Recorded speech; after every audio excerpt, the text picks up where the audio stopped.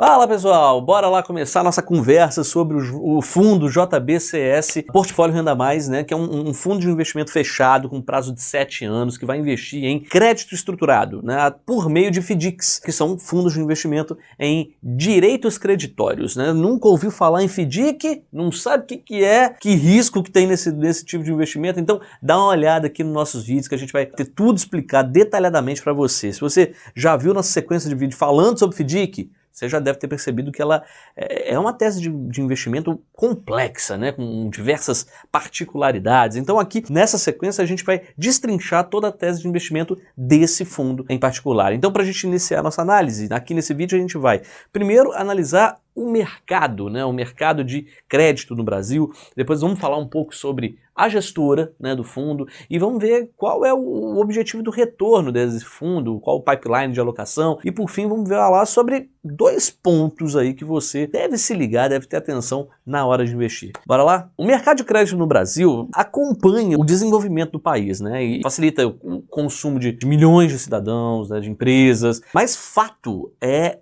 que a realidade do mercado atual está bastante desafiadora, né? Porque existe uma Selic persistentemente alta, pelo menos pelos próximos 2 anos, e ainda tem incertezas sobre o rumo de crescimento do Brasil, do mundo, e o mesmo vale para a inflação no país, né? Apesar desse cenário bem desafiador, a quantidade de crédito, tanto de empresas quanto dos consumidores, em relação ao PIB, em proporção ao PIB, ainda é baixa, né? Em relação comparada com outros países emergentes. A relação crédito-PIB do Brasil encerrou 2024 em 54,4%. Isso reflete a crescente importância do crédito para a economia. Em 2005, essa relação era de só 28%. Desde então, quase que dobrou, né? Então, isso, por meio, facilitou o acesso a crédito, né? Tanto de consumidores quanto de empresas. O endividamento das famílias ficou em 48,7% em janeiro, o maior nível desde junho de 2023. O comprometimento de renda alcançou 27,3%, o maior nível desde julho de 2023. Graças a um sistema financeiro cada vez mais robusto, o mercado de capitais ele vem seguindo bem pujante nesse sentido. Então a gente pode observar que as emissões de crédito privado só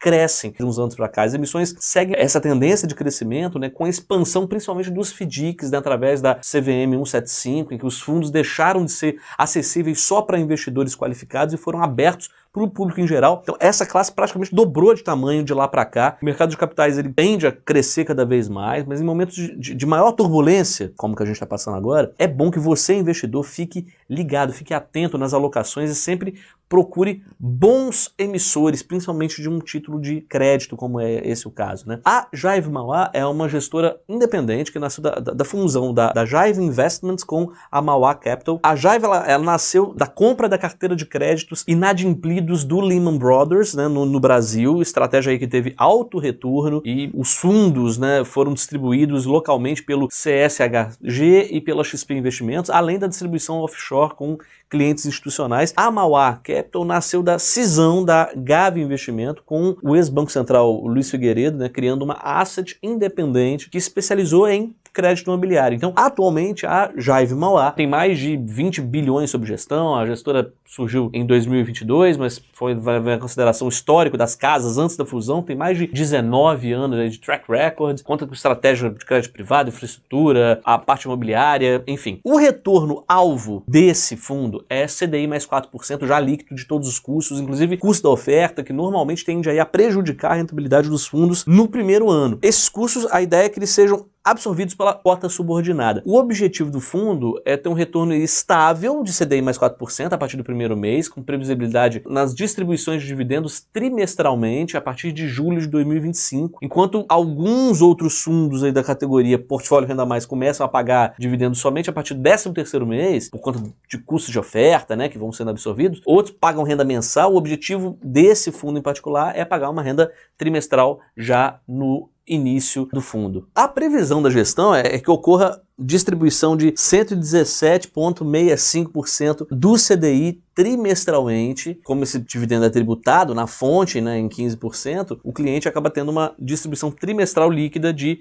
100% do CDI. O fundo vai contar ainda com amortizações aí nos últimos 3 anos, né, de funcionamento. Resumidamente, o fundo vai ter uma distribuição trimestral de 100% do CDI e nos anos 5, 6 e 7 vai amortizando e pagando rendimentos. A gestora ela pretende alocar 360 milhões, né, de reais logo após a liquidação da oferta, com possibilidade de lote adicional de até 25%, ou seja, mais 90 mil, podendo chegar aí a uma oferta de 450 milhões. O pipeline da oferta, até agora, considera 23 ativos diferentes, todos em fase de estruturação ou em closing, né, fechando ali. A composição vai ser majoritariamente de multicedentes, multisacados, a gente já explicou isso em outros vídeos. Esses FDICs aí apresentam uma carteira diversificada de recebíveis e múltiplos sacados, mas fico alerta, a diligência sobre essa tarefa não é simples. O fundo vai contar com quase 80% alocado em cota sênior e mezanino. Além disso, vai ter subordinação direta de 23,3%, mais a subordinação da própria gestora de 10%, chegando aí a quase 34% no total. A subordinação é importante para dar um colchão de segurança para você como investidor, mas a gente vai falar disso mais à frente. Se a gente for olhar a composição